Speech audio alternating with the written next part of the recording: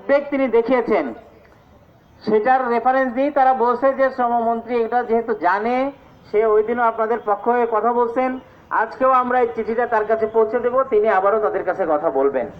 কিন্তু শ্রমমন্ত্রী যেহেতু সরাসরি ইপিজেডের দায়িত্বপ্রাপ্ত ব্যক্তি নন, ফলে তিনি অনুরোধ করতে পারেন বেবজাকে, কিন্তু নির্দেশ দিতে পারবেন না, কিংবা বেবজাকে দিয়ে সরাসরি তিনি কাজ করাতে পারছেন না।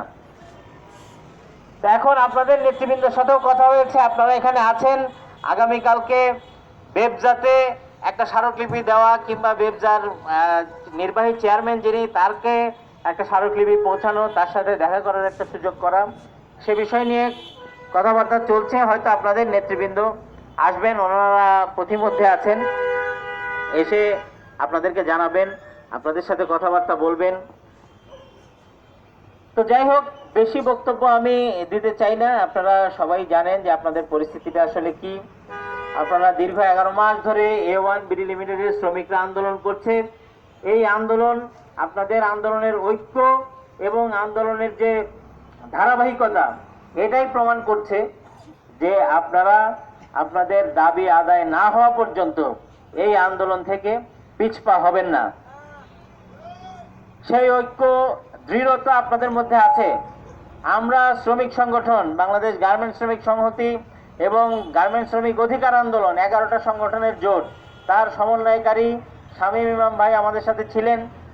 ওই শ্রম অধিদপ্তরে আমরা যখন গিয়েছি, আমাদের সাথে আরও ছিলেন আমাদের জোটের আরও একজন নেতা অ্যাডভোকেট মাহবুবুর রহমান ইসমাইল সহ। আমরা সেখানে কথাবার্তা বলেছি, তাদের কাছ থেকে আমরা একটা কমিটমেন্ট নেওয়ার চেষ্টা করেছি যে তারা সরকারের একটি শাখা হিসেবে, শ্রম বিষয়ক একটি কর্তৃপক্ষ হিসেবে তারা A1 বিডি লিমিটেডের শ্রমিকদের পক্ষ হয়ে কাজ করবেন।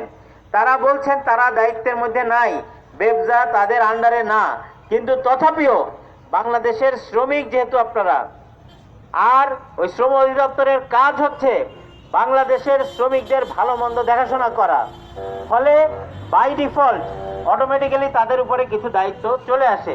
আমরা সেটাই তাদেরকে বোঝানোর চেষ্টা করছি যে আপনারা দায়িত্ব নাই বলে আপনারা পাশ কাটাতে পারেন না। আপনাদের, এরা বাংলাদেশের শ্রমিক, এই বাংলাদেশের বিনিয়োগ বিদেশি হতে পারে, কিন্তু শ্রমিক তো বাংলাদেশি।